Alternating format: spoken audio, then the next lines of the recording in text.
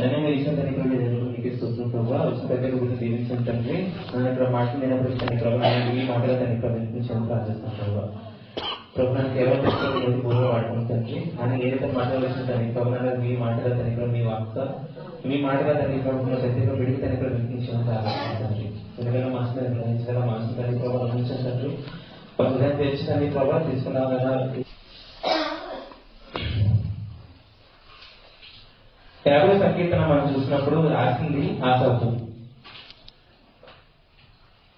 మనకి తెలిసిన విధంగా ఏంటంటే సాధారణంగా కీర్తన అంటే మనకు అందులో తెలిసిన దావీదు కీర్తన అని ఆటోమేటిక్ నోటిఫికేషన్ వస్తుంది మనకి. కానీ ఈ కీర్తన రాసింది ఆసాపు. అసలు ఆసాపు ఎవరు అంటే మనం పాఠమాన్ని చూసినప్పుడు దావీదు సొలొమోను సమయాల్లో ఒక ప్రధాన గాయకునిగా ఒక వర్షిప్ లీడర్గా మన ఆసాపును చూస్తాం. అటువంటి ఆసాపు ఈ యొక్క 50 సంకీర్తన రాస్తూ ఎలా ప్రారంభిస్తారంటే దేవాది దేవుడని యెహోవా ఆజ్ఞించున్నాడు. దేవాది దేవుడని యెహోవా అంటే ఎవరు? దేవాదేవుడని యెహోవా అంటే ఎవరు? అదే మనం యెహోషువ గ్రంథం చూసినప్పుడు 22వ అధ్యాయంలో దేవుళ్ళలో యెహోవాయే దేవుడు, దేవుళ్ళలో యెహోవా దేవుడు, దేవుళ్ళలో యెహోవాయే దేవుడు అని రాసుంటది. ఒకసారి గమనిద్దాం. అది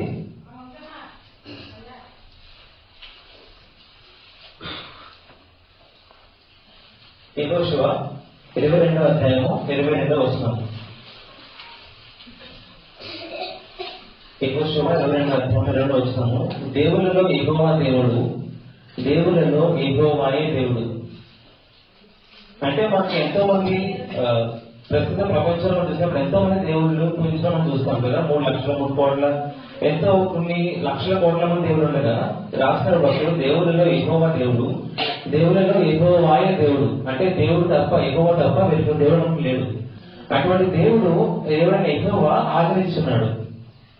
ఏమని ఆచరిస్తున్నారు అంటే తూర్పు దిక్కు మొదలుకొని పడమటి దిక్కు వరకు భూమి వాసన రమ్మని ఆయన పిలుచున్నాడు. మనము ఈ యొక్క 50వ సంకీర్తన చూసినప్పుడు ఈ 3 భాగాలుగా విభజింపబడి ఉంటుంది. మొదటి నుంచి 6 వరకు ఒక భాగం కింద, 7 నుంచి 21, 22 ఒక భాగం కింద, మిగతాదంతా 2 భాగాలు ఇంకొక భాగం కింద.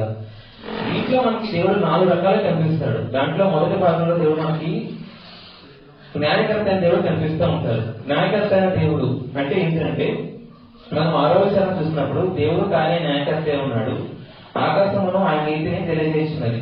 ఈ న్యాయకర్త అయిన దేవుడు 50వ సంకీర్తన రాస్తూ ఎలా ప్రారంభిస్తాడంటే తూర్పు దిక్కు మొదలుకొని పడమటి దిక్కు వరకు భూనివాసులను పిలుచున్నాడు. మొదటి చరణంలో ఈ భూనివాసులు అనగా ఈ యొక్క కీర్తన ఉద్దేశం ఏంటంటే ఆయన ఇశ్రాయేలును పిలుస్తున్నారు. కానీ అప్పుడు ఇశ్రాయేలు, కానీ ఇప్పుడు మనందరం కూడా దేవుని భూనివాసులమే కదా. అంటే ఈయన మన ప్రభువుని యేసుక్రీస్తు లేకపోతే యెహోవా దేవుడు మనల్ని రమ్మని పిలుస్తున్నారు. దేనికి రమ్మని పిలుస్తున్నారు? ఆయన న్యాయకర్త అయిన దేవుడు దేనికోసం పిలుస్తుంటే మనల్ని న్యాయం తీర్చడానికి పిలుస్తున్నారు. దేనికోసం న్యాయం తీస్తున్నారు అంటే మనం చేసిన వాటి గురించి ఆయన న్యాయకర్తే వస్తున్నారు. ఆయన ఎక్కడి నుంచి వస్తున్నారు అంటే సీయోనులో నుండి దేవుడు ప్రకాశించున్నాడు. అది ఎటువంటి సీయోను? సంపూర్ణ సౌందర్యం గల సీయోను. అంటే మనం సీయోను గురించి వచ్చినప్పుడు సీయోను అనగా యెరూషలేము కదా. సీయోను అంటే యెరూషలేము. పాత నిబంధన కాలంలో చాలా సందర్భాల్లో యెరూషలేము సీయోను కింద మనం చూస్తూ ఉంటాం. అది కూడా ఆఖరి సంకీర్తనలో ఉంటుంది, 76వ సంకీర్తనలో ఉంటుంది, తర్వాత లేదు. సీయోన్లో ఎందుకు దేవుని సీయోను చేసి చెప్తాడంటే సీయోన్లో దేవుని మందిరం ఉంది. దేవుని కొండ మీద సీయోను, యెరూషలేములో దేవుని మందిరం ఉంది. అందువలన సీయోను అనగా యెరూషలేము, యెరూషలేము అనగా దేవుని పట్టణము, దేవుని పట్టణం అనగా దేవుని ఆలయము. దేవుని ఆలయం నుండి దేవుడు ప్రకాశించున్నాడు. మన దేవుడు వేయించేస్తున్నాడు. అంటే దేవుడు త్వరగా దేవి వస్తున్నాడు. దేనికోసం వస్తున్నాడు అంటే మనకి న్యాయకర్తగా వస్తున్నాడు, మన న్యాయం తీర్చడానికి వస్తున్నాడు. 3వ చరణంలో ఆయన మౌనంగా ఉన్నాడు.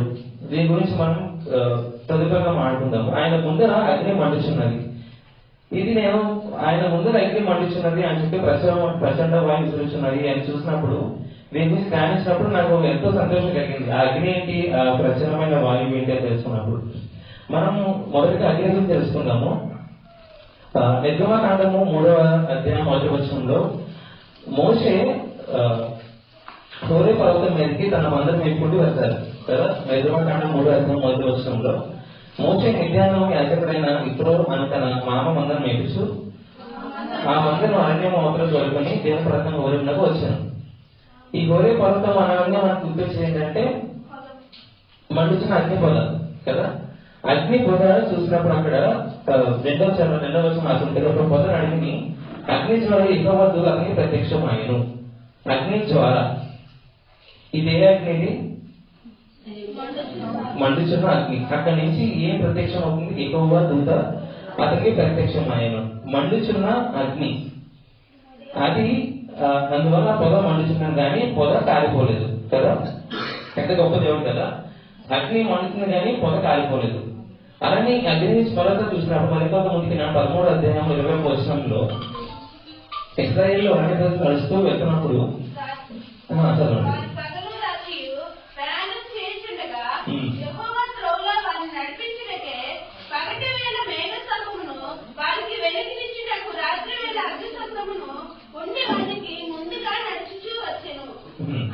చాలా 13వ వచనంలో ఎక్కువ త్రోవలో వారిని నడిపించటకై ఎక్కువ త్రోవలో నడిపించటకై వారికి ముందుగా నడుచు వచ్చాను కదా. మొదటి లైన్ చివరి చదివినప్పుడు ఎక్కువ వారికి ముందుగా నడుచు వచ్చాను అంటే ఎక్కువ దేవుడే ఇశ్రాయేలుకు తోడుగా వారికి నీరుగా నడుస్తూ వచ్చారు.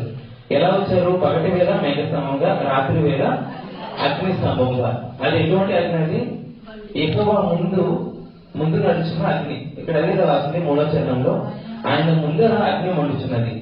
అదే ప్రస్తుతమైన అగ్ని ఆ రోజు ఇశ్రాయేలు కూడా మేఘస్తంభంగా అగ్ని స్తంభంగా వారి తోడుగా వచ్చిన అగ్ని. అలానే మనం చూసినప్పుడు కూడా అపోస్తలుల కార్యాలలో 2వ అధ్యాయం 3వ వచనంలో మరియు అగ్ని జ్వాల వంటి నావికలు విధాపబడినట్లుగా వారికి కనబడి వారిలో ఒకరి మీద అది రాలిగా వారిలో పరిశుద్ధాత్మ నిండిన వారి ఆత్మ వారికి వాక్శక్తి అనుగ్రహించింది. ఇది ఈ అపోస్తలుల కార్యాలలో మొదటిగా చూసినాం. 2వ అధ్యాయం 1వ వచనం చదువుతారు ఒకసారి. మొదటి వచనం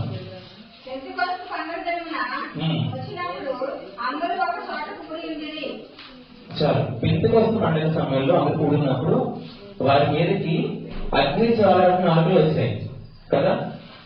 ఇక్కడ కూడా మనతో అగ్ని చూస్తున్నాం కదా. మనం ఈ అగ్ని ఎటువంటి అగ్ని అంటే మనం కొంత ముందుకు వెళ్ళినప్పుడు యోహాను సువార్తకు వెళ్ళినప్పుడు యోహాను 16లో దేవుడు ఆరోహణ ముందు అక్కడ ఏం చెప్తారంటే నేను మీ కొరకు ఒక ఆదరణకర్తను పంపిస్తున్నాను. ఈ ఆదరణకర్త అంటే కింద మన పుట్టినరోజు ఏముంటుంది? ఉత్తరవాది, రైట్. సో ఈ ఆదరణకర్త దేవుడు పంపిస్తున్నాను అని చెప్పి వెళ్ళిన కొద్ది రోజులకే ఈ పండుగ రావడం, పండుగలో పరిశుద్ధాత్మ దేవుడు అగ్ని వంటి నాలుగులతో రావడం మనం చూస్తాం కదా. అంటే ఈ అగ్ని నేను పరిశుద్ధాత్మ అనేది నమ్ముతున్నాను. అంటే ఇక్కడ ఆయన ముందు అగ్ని మండుచున్నది అంటే ఆయన చుట్టూ పరిశుద్ధాత్మడే ఉన్నాడు. అలానే అపోస్తలుల కార్యాలలో 2వ అధ్యాయం మొదటి స్టార్ట్ చేసినప్పుడు ఆ పండుగ తర్వాత ప్రచండ వాయువు అంటే వాయువు అని రాసుంటుంది కదా. చదువుతారు ఒకసారి. అది 2వ అధ్యాయము మొదటి వచనం మరొకసారి.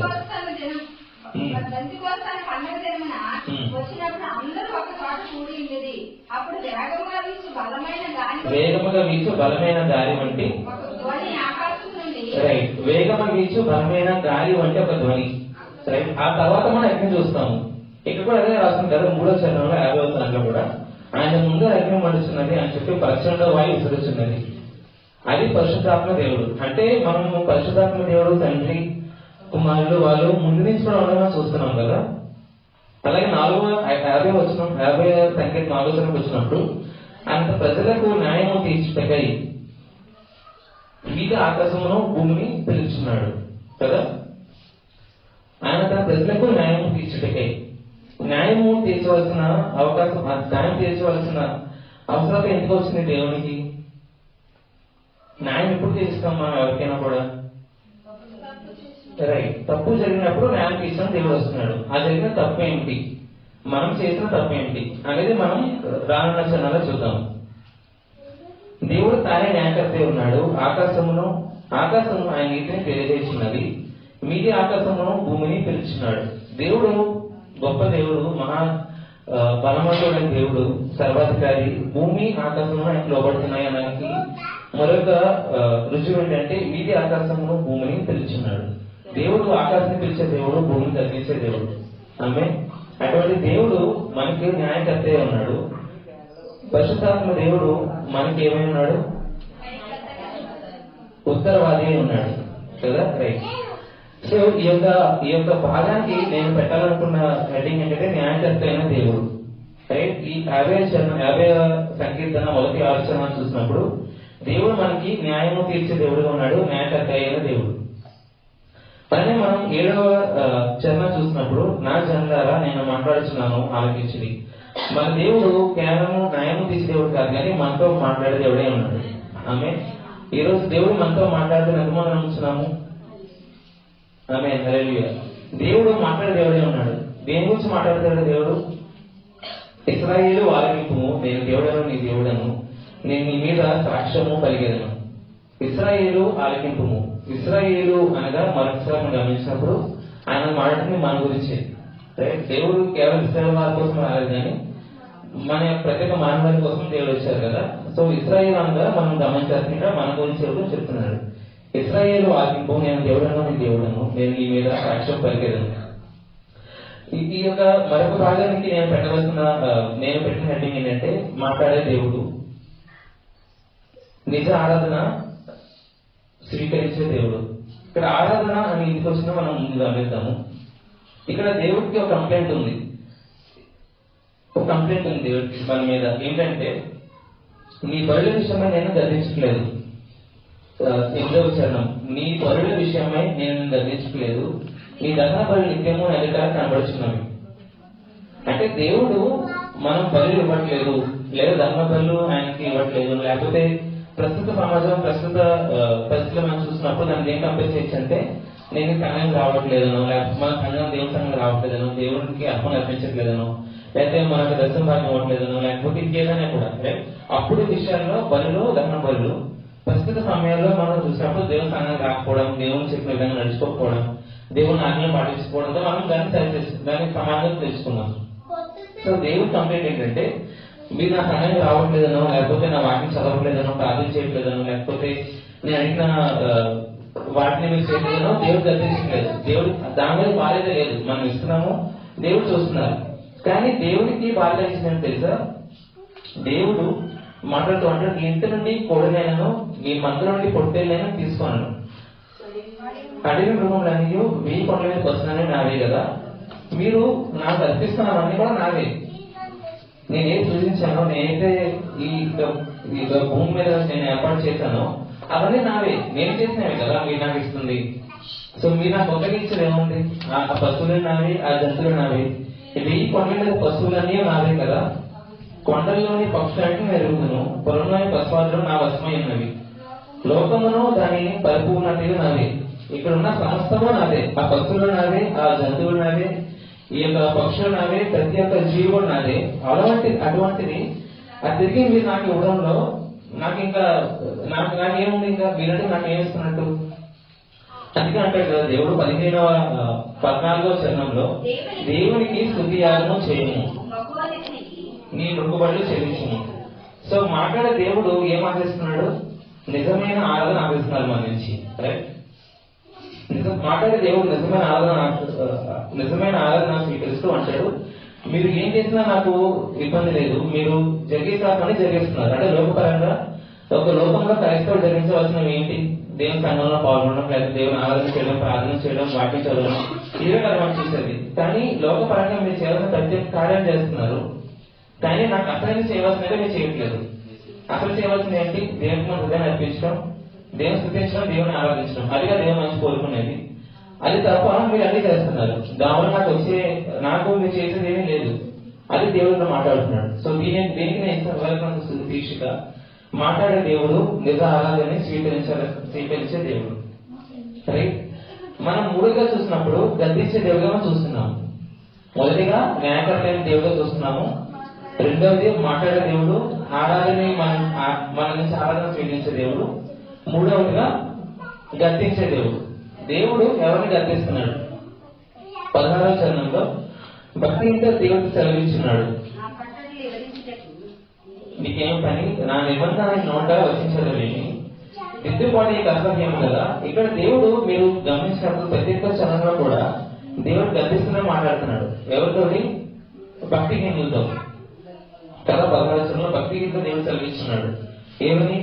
అసలు అసలు నాకు అక్కడి నుంచి నీకేం పని? నా నిబంధన ఇంటికి వచ్చేస్తున్నావు.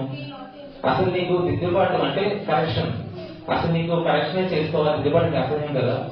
అసలు నీవు ఇంటికి ఎలా చేస్తున్నావు, ఇంటికి ఎలా చేస్తున్నావు కదా. ప్రతి ఒక్క దాంట్లో కూడా నీకు దొంగతో నువ్వు ఎక్కువిస్తున్నావు, వ్యభిచారంతో సాయంత్రం చేస్తున్నావు. ఇవన్నీ కూడా దిద్దుబాటు, ఇవన్నీ కూడా దేవుడిని గర్తిస్తున్నట్టే కదా. మొదటిగా చూసాము, స్టార్టింగ్ ఫస్ట్ చూసాము, ఎక్కువ ఆదరించున్నాడు. దేవుడు ఇచ్చిన పదార్థాలలో 2 ప్రధానమైన ఆజ్ఞలు ఏంటి తెలుసా? అది దీంట్లో ఉంది చూడండి 18లో. నీవు దొంగను చూసినప్పుడు వాటితో ఏకీభవించదు, వ్యభిచారంతో సాన్నిధ్యం చేసేది. మన ఇవ్వబడిన పదార్థాలలో 2 ఆజ్ఞలు దీంట్లో ఉన్నాయి కదా. ఏమున్నాయి 2 ఆజ్ఞలు? దొంగలేకూడదు, వ్యభిచరించకూడదు. దేవుని ఆజ్ఞల్లో ఒకటి తిరస్కరించినా అది పాపమే కదా. ఆజ్ఞాతిక్రమమే పాపము. వీళ్ళు చేస్తున్న అతి భయంకరమైన పాపంలో, అతి భయంకరమైన ఆజ్ఞాతిక్రమంలో 2 దొంగతనం చేస్తున్నారు, దొంగత ఎక్కువిస్తున్నారు. అంటే దొంగతనం చేస్తున్నట్టే వ్యభిచరిస్తున్నారు. ఆ 2 కూడా దేవుడికి అసహ్యమే.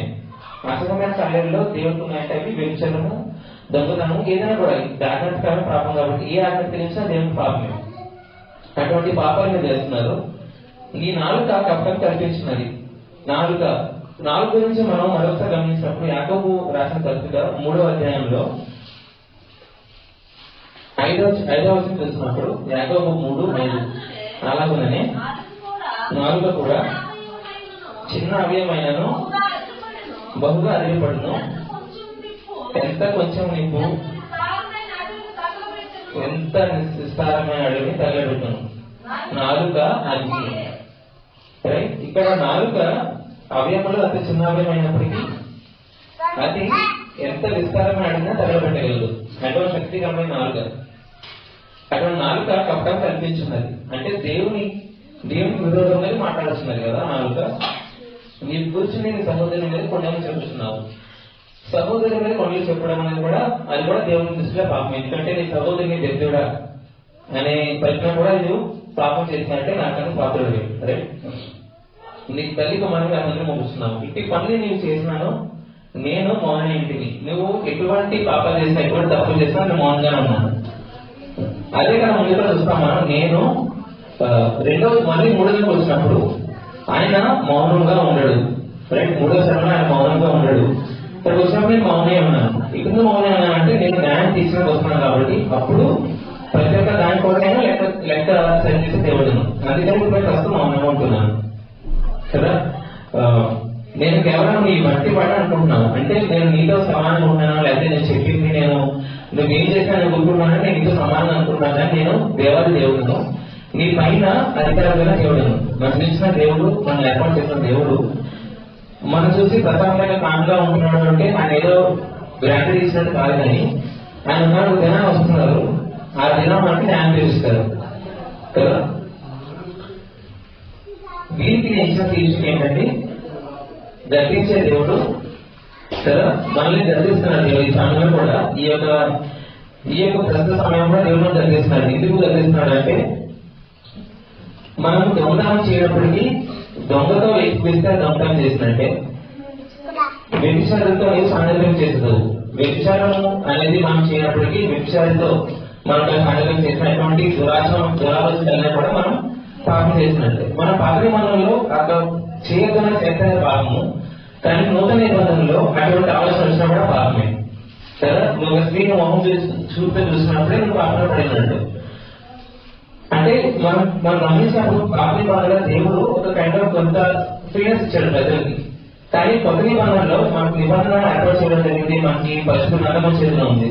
అప్పుడు పరిస్థితి గ్రంథం లేదు కదా, అంతా కూడా మోసరాత్రి గ్రంథం కానీ లేకపోతే మొదటి పరిచయ మండలి కానీ ఉండేది. కానీ ప్రస్తుతం మనకి పాత నిబంధన కొత్త నిబంధన ఉంది. దేవుని వాక్యము ఎంతో విస్తారంగా మనకి అందించబడుతుంది. ఈ యొక్క ప్రస్తుత సమయంలో మనం పాపము తలస్తేనే పాపం. అటువంటి పరిస్థితుల్లో కూడా మనం ఇంకా చెడిపోయిన వాళ్ళమే ఉన్నాము. ప్రస్తుతం కూడా దేవుడు మౌనంగానే ఉంటున్నాడు కదా. ఇప్పుడు అదే రాసింది కదా, నేను ఎందుకు నేను కేవలం నీ వంటి వాడాలి అనుకుంటేవి, అయితే నీకు అందరికీ ఈ సంగతి నేను వరుసగా వచ్చి గర్తించలేదు. ప్రస్తుతం మౌనంగా ఉంటున్నాను, కానీ ఒక సమయం వస్తుంది, ఆ సమయంలో ప్రతి ఒక్క సంగతికి గుర్తు చేస్తాను, ప్రతి ఒక్క సందర్భానికి నేను గర్తిస్తాను. అందుకే దీనికి ఇచ్చిన హెడ్డింగ్ గర్తించే దేవుడు. ఆయన న్యాయకర్తైన దేవుడు, మన న్యాయం తీర్చే దేవుడు, మాట్లాడే దేవుడు, ఆరాధనే మన అంగీకరించే దేవుడు, గర్దించే దేవుడు. గర్దిస్తున్నాడు, మన న్యాయం తీసుకున్నాడు, మనల్ని చేసినా మౌనకుంటున్నాడు. అందుకని చివరిలో మనల్ని మరణించే దేవుడు. దేవుని మరచేవాళ్ళ దీన్ని యోచించుకోండి. నేను నేను చేర్చివేయను.